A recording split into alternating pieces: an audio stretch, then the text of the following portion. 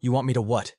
Commander Zixnax's antenna twitched in disbelief. Tour the Human Military Academy, General Krobach repeated, mandibles clicking in annoyance. It's a diplomatic gesture. They've opened their doors to us and we need to play nice. Zixnax's compound eyes narrowed. But they're savages. Barely out of their Stone Age. What could we possibly learn from them? That's the spirit, Krobach deadpanned. Keep that condescending attitude. I'm sure it'll go over great. And so, with all the enthusiasm of a Regellian slug being offered a salt lick, Commander Zixnax found himself teleported to the prestigious West Point Military Academy on that backwater mudball called Earth. His guide, a human female inexplicably named Cadet Nguyen, greeted him with a painfully wide display of teeth. Zixnax fought the urge to bare his own mandibles in response. Welcome to West Point, Commander. We're honored to have you. Shall we begin the tour? Yes. Zixnax waved an appendage dismissively. Show me your pitiful excuse for a training facility. Cadet Nguyen's smile didn't waver. If anything, it grew wider. Zixnax made a mental note to research human facial spasms later. As they walked, Nguyen prattled on about the Academy's history. Zixnax tuned her out, focusing instead on the primitive structures around him. Everything was so solid. Where were the anti-grav platforms? The psionic training chambers? And this is where cadets learn hand-to-hand combat, Nguyen said, gesturing to a large room filled with humans grappling with each other. Zixnax snorted. Hand-to-hand? How quaint. I suppose you teach them to fight with sharpened rocks as well. Nguyen's eyes glinted. Actually, sir, we do have a course on improvised weapons.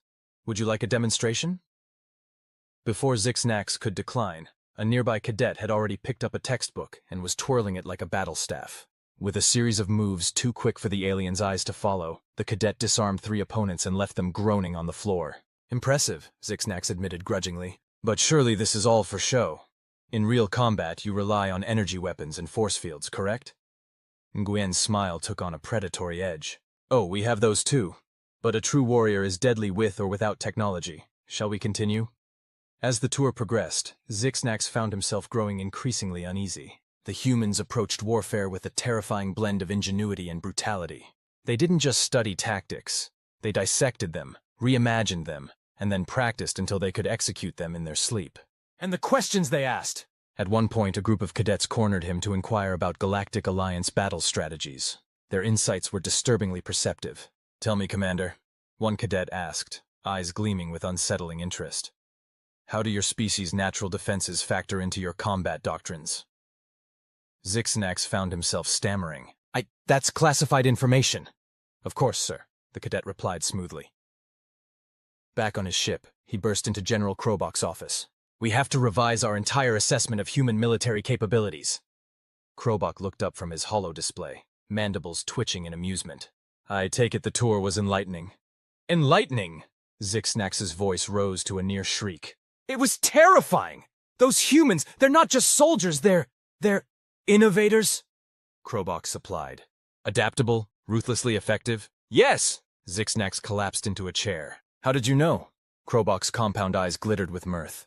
Let's just say you're not the first officer I've sent on one of these tours. The humans may be young, but they're fast learners. And they have a knack for warfare that's unsettling. Zixnax shuddered. What do? We adapt, Krobach said simply. We learn from them, just as they're learning from us. And we pray to the cosmic egg that they never decide to turn their full military might against the galaxy. As Zixnax left the office, still shaken, he couldn't help but recall a human phrase he'd overheard during the tour. In the game of evolution, always bet on the apex predator. For the first time, he truly understood why humans used the phrase, humanity, fuck yeah. Zixnax tossed and turned in his sleep pod that night, plagued by nightmares of human cadets wielding textbooks and rulers as deadly weapons. He jolted awake, mandibles chattering, only to find a message waiting on his personal comm device. Urgent, report to High Command. Bring full assessment of human military capabilities. Groaning, Zixnax dragged himself out of the pod. This was going to be a long day. As he made his way to the High Command chamber, he couldn't shake the memory of those eager human faces, their eyes glinting with barely contained bloodlust. Or was it just enthusiasm? With humans, it was hard to tell the difference. The doors to High Command hissed open, revealing a semicircle of the galaxy's most decorated military leaders. And in the center, looking supremely uncomfortable, was a human. Ah, Commander Zixnax, Admiral Vikathor rumbled. Meet General Schwarzkopf, Earth's military attaché to the Galactic Alliance. The human stood, extending a hand. Zixnax stared at it, remembering how quickly those appendages could turn everyday objects into instruments of death. A pleasure, Schwarzkopf said, dropping his hand when Zixnax failed to shake it. I hear you recently toured one of our academies. Yes, Zixnax stammered. It was illuminating. Schwarzkopf's lips twitched. I'm glad. We're always happy to educate our allies. Admiral Vikathor cleared his throat. Yes, well, Commander, please share your assessment with the Council. Zixnax gulped. He could feel Schwarzkopf's eyes boring into him. Well, you see, the humans there, that is to say... Spit it out, Commander, someone hissed. They're terrifying, Zixnax blurted. Their training methods are brutal, their tactics unpredictable. They turn anything into a weapon. And worst of all, they seem to enjoy it. A ripple of murmurs passed through the Council. Schwarzkopf's expression remained neutral, but there was a glint in his eye that Zixnax didn't like. Surely you're exaggerating, one council member scoffed. They're centuries behind us technologically. Technology isn't everything, Schwarzkopf interjected smoothly. As the humans say, it's not the size of the dog in the fight, it's the size of the fight in the dog. The council members blinked their compound eyes in confusion. Zixnax felt a headache coming on. What the general means, he translated wearily, is that humans make up for their technological shortcomings with sheer determination and adaptability. It's unsettling. I see, Admiral Vikathor mused. And what would you recommend, Commander? Zixnax took a deep breath. I believe we should integrate more human training methods into our own programs. Perhaps even consider a cultural exchange. The chamber erupted in shocked buzzing. Schwarzkopf's neutral expression finally cracked, revealing a grin that was equal parts pride and predatory satisfaction. An excellent suggestion, the human said. In fact, I've already drawn up some proposals for joint exercises. Nothing builds trust like shared suffering, after all. As the council devolved into heated debate, Zixnax found himself locked in a staring contest with Schwarzkopf. The human winked, and in that moment Zixnax knew the galaxy would never be the same. Humanity had arrived on the galactic stage, and they weren't just playing the game. They were rewriting the rules. As he left the chamber, ears ringing with plans for cross-species boot camps and zero-G paintball tournaments, Zixnax couldn't help but wonder if retirement was an option. Surely there was a nice, quiet asteroid belt where he could live out his days in peace, far from the madness of human military innovation. But deep down he knew the truth. There was no escaping it now. The age of humanity had begun, and the rest of the galaxy was just along for the ride. Months later, Zixnax found himself in a situation he'd never imagined possible, standing in front of a mixed class of alien and human recruits, trying not to look as terrified as he felt. Welcome to Intergalactic Combat 101, he chittered, mandibles quivering slightly. I'm your instructor, Commander Zixnax, and this is my assistant, Sergeant Martinez. The human woman next to him grinned, causing several alien recruits to flinch. That's right, bugs and gents. We're gonna whip you into shape, whether you've got exoskeletons or endoskeletons. A Thoraxian in the front row raised a tentacle. Excuse me, but why is a human co-teaching this class? Aren't they the least advanced species here? Martinez's grin widened. Zixnax felt a bead of sweat form on his carapace. Excellent question, Martinez boomed. Commander, why don't you demonstrate why I'm here? Before Zixnax could protest, Martinez had produced a rubber band from somewhere on her person. With a flick of her wrist, it went sailing across the room, bouncing off 3 different surfaces before striking the Thoraxian's tentacle with a resounding thwack. The alien yelped in surprise, more startled than hurt. The human recruits tried and failed to suppress their snickers. That, my fine tentacled friend, Martinez said, is why I'm here. Humans excel at taking the ordinary and turning it into the extraordinary. Or, in military terms, we're really good at improvising ways to kick your ass. Zixnax cleared his throat. Yes, well, as unorthodox as Sergeant Martinez's methods may be, they are effective. He shuddered, remembering his own training sessions with the enthusiastic human. Now, let's begin with basic hand-to-hand combat techniques. As the class progressed, Zixnax found himself reluctantly impressed. The humans, despite their physical limitations, held their own against species with natural armor, extra limbs, and even psychic abilities. And the way they adapted their fighting styles on the fly was almost beautiful, in a terrifying sort of way. During a water break, a Neptunian cadet oozed up to Zixnax. Commander, it gurgled. I've been observing the humans. They seem to derive great pleasure from this combat training. Are they not afraid of injury or death? Zix-Nax sighed. It's complicated. Humans have this concept called fun, which often involves activities that should, by all rights, terrify them. They find exhilaration in danger.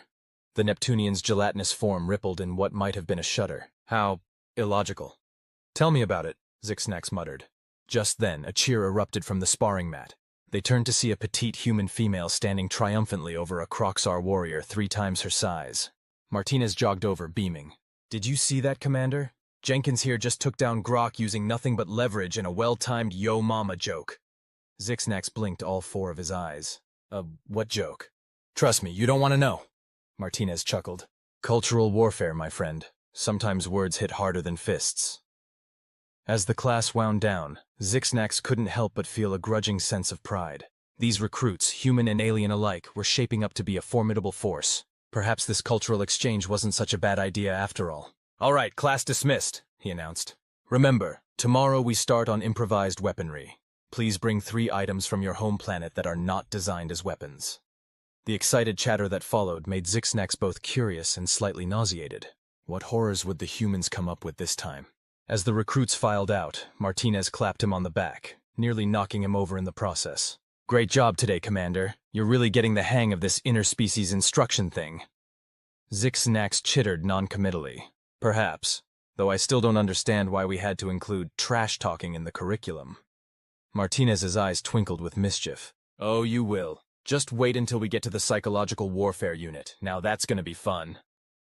As Zix-Nax watched her saunter away, whistling what he'd learned was an ancient human war ditty called Eye of the Tiger, he couldn't help but wonder, in trying to prepare for humanity's impact on galactic warfare, had they inadvertently created an even more terrifying fighting force? As weeks turned into months, Zix-Nax found himself adapting to the chaos that was interspecies military training.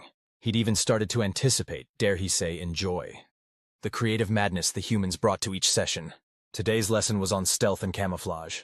Zix-Nax had prepared a comprehensive lecture on adaptive pigmentation and light-bending technology. Martinez naturally had other ideas. All right, maggots, she bellowed, standing atop a crate filled with what appeared to be random junk. Today we're gonna learn how to hide in plain sight using nothing but the crap around you. Zix-Nax sighed. Sergeant, I believe the official terminology is urban camouflage utilizing found materials. Martinez waved a hand dismissively. Potato, potato. Now who wants to volunteer? A brave, or foolish, Arcturian raised a tentacle. Martinez's grin turned predatory. Perfect. Get your scaly butt up here, Zorp. What followed was a whirlwind of activity that left Zix-Nax's head spinning. Martinez pulled item after item from the crate, attaching them to the increasingly bewildered Arcturian with a combination of tape, string, and what she called good old-fashioned human ingenuity. When she finally stepped back, Zorp looked like... well, Zix-Nax wasn't entirely sure what Zorp looked like. The Arcturian was covered in a mishmash of fabrics, bits of electronics, and what appeared to be kitchen utensils. Behold, Martinez announced proudly, the world's first Arcturian Christmas tree toaster hybrid.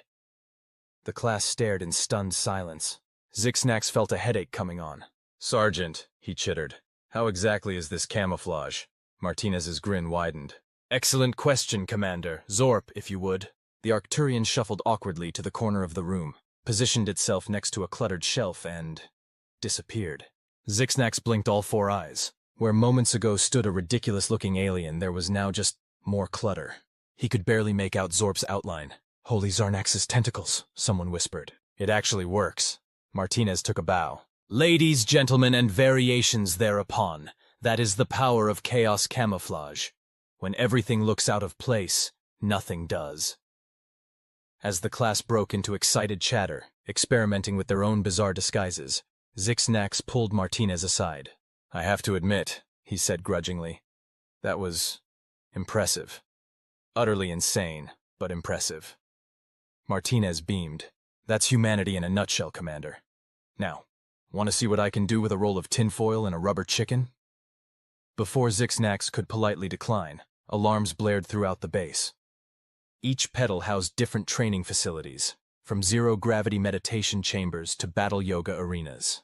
During the opening ceremony, Sarah watched with a mixture of pride and amusement as representatives from across the galaxy demonstrated their species' unique interpretations of human wellness practices.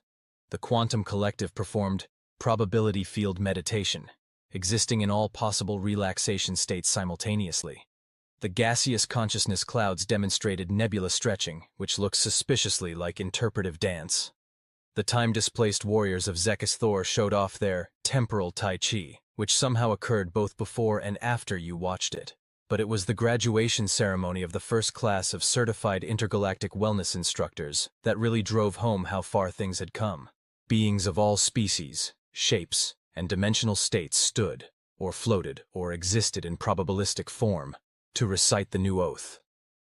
We swear to maintain harmony in the galaxy, one breath at a time, and if that fails, we have plasma rifles and know how to use them mindfully. Sarah's personal favorite moment came during the after-party, when a group of veteran warriors admitted they'd started a book club. "We're currently reading ancient human military texts," one explained. "This Art of War by Sun Tzu has some fascinating parallels with our meditation practices. Though we're a bit confused about this chicken soup for the soul concept," another added. "Is it a ritual combat broth?" As Sarah watched a hive-mind warrior trying to teach a blob species how to do a proper Warrior 3 pose, still a work in progress, she couldn't help but reflect on how far they'd come. From teaching basic yoga to alien super soldiers to establishing an entire institution dedicated to combining human wellness practices with galactic military traditions. "You know what the best part is?" Colonel Crexus commented, now sporting a Namaste or else badge on their battle armor. "The enemy forces are starting to request wellness training too. Apparently our troops are just too zen in battle and it's freaking them out." The first sign that enemy forces were seriously adopting human wellness practices came during what should have been a routine space battle. Sarah?" Colonel Crexus called her in the middle of a meditation session. "We may have a situation. The Verkath Dominion fleet we're currently engaged with they just requested a timeout for their afternoon meditation." The recording of the incident became required viewing at the Academy. Enemy Commander. Clearing throat tentacles. "In accordance with Article 7 of the Mindful Combat Protocols, we hereby request a temporary cessation of hostilities for scheduled wellness maintenance. Allied Fleet." Visible confusion. "Come again?" Enemy Commander. "Look, we've been at this for 6 hours. Our combat efficiency is dropping, and according to the human texts we've acquired, this is precisely when we should be doing our tension release exercises." There was a long pause before the Allied commander responded. "Only if you join our post-battle yoga session." And that's how the galaxy witnessed its first synchronized fleet meditation break in the middle of active combat operations. The sight of opposing battleships arranged in a rough approximation of a mandala pattern would have been surreal enough, but then someone started broadcasting calming whale songs across all frequencies. Red lights flashed, and a computerized voice announced, "Attention all personnel. Unidentified vessels approaching. This is not a drill. Repeat, this is not a drill." The room fell silent. Then, as one, every recruit, human and alien alike, turned to Zixnax and Martinez. Zixnax felt his exoskeleton tighten with anxiety. This was supposed to be a training exercise, not actual combat. These recruits weren't ready for— "All right, people!" Martinez's voice cut through his panic. "This is what we've been training for. Grab your gear, improvised or otherwise, and move out." To Zixnax's amazement, the recruits snapped into action. Humans paired up with aliens, complementing each other's strengths. He watched as a Veneran shapeshifter merged with a human's makeshift armor, creating a bizarre but formidable-looking warrior. As they rushed to their stations, Martinez caught Zixnax's eye. "Still think we're not ready?" she asked, a glint of challenge in her eyes. Zixnax chittered what might have been a laugh. "Ready? No. But somehow I think that makes us even more dangerous." Together, they headed towards the command center. Whatever was coming, Zixnax realized they'd face it the human way, with ingenuity, adaptability, and just the right amount of chaotic madness. As they ran, he found himself thinking, for the first time without irony, humanity, fuck yeah. The galaxy didn't stand a chance. The command center was a hive of activity when Zixnax and Martinez arrived. Aliens of various species hunched over consoles, their appendages flying across holographic interfaces. Humans darted between stations, shouting updates and relaying orders. Admiral Vaka Thor's massive form dominated the center of the room. "Report!" he bellowed. A young human lieutenant, her face pale but determined, stepped forward. Sir, we've identified the approaching vessels. They're harvester ships. A collective gasp rippled through the room. The harvesters were the stuff of galactic nightmares, a race of cybernetic beings that consumed entire planets for resources.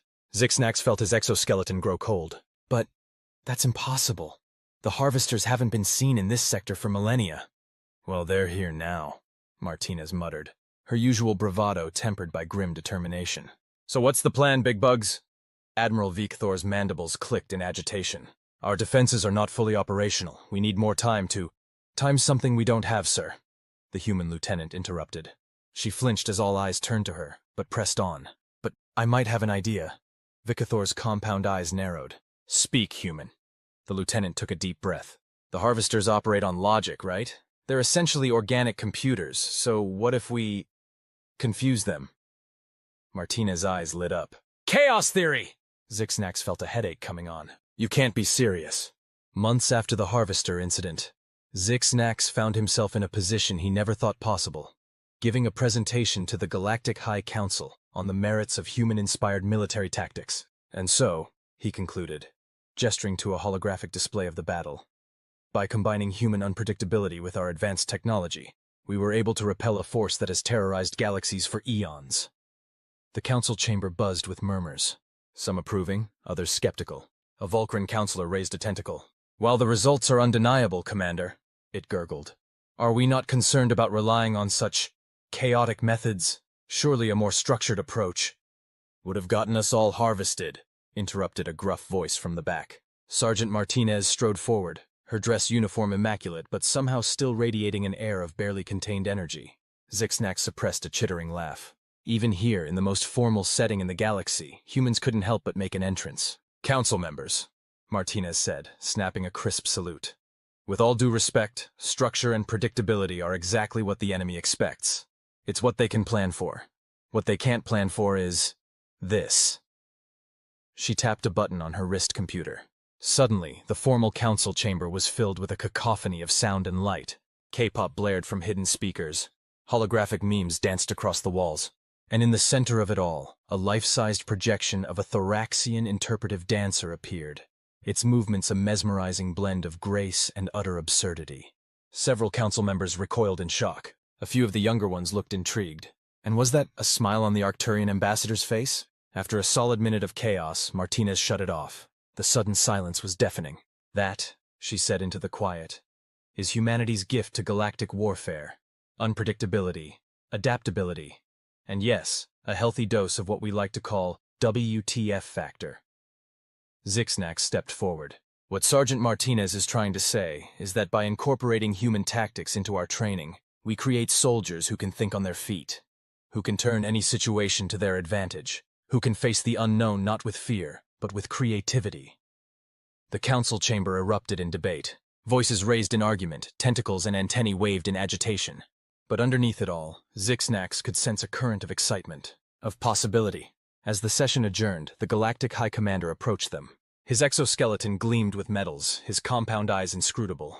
An interesting presentation, he said, voice neutral. I admit, I had my doubts about this human integration program, but the results speak for themselves. Martinez grinned. Just wait till you see what we can do with a full budget, sir. I've got plans for a zero-G paintball course that'll revolutionize space combat training. The High Commander's mandibles twitched in what might have been amusement. I look forward to it, Sergeant. Carry on. As he walked away, Zixnax turned to Martinez. Zero-G paintball? Really? She shrugged. Hey, it worked for the Harvester battle, didn't it? Besides, can you imagine the look on a Croxar's face when they get splattered with neon pink in the middle of a stealth exercise? Zixnax found himself chittering with laughter. You know, a few cycles ago, I would have thought you were insane. Now, I think you might just be brilliant. Martinez's grin softened. Aw, Zix, you're gonna make me blush. Come on, let's go celebrate. I hear there's a new interspecies karaoke bar opening up in the lower decks. As they walked out of the council chamber, Zixnax marveled at how much had changed. The galaxy was still a dangerous place, full of threats and unknowns. But now, thanks to the chaotic brilliance of humanity, they had a fighting chance. And who knew? Maybe someday, aliens across the cosmos would look up at the stars and think, humanity, fuck yeah! But for now, Zixnax had a karaoke performance to prepare for. He wondered if Martinez would appreciate his rendition of Eye of the Tiger in perfect Zentarian harmonic scales. Only one way to find out.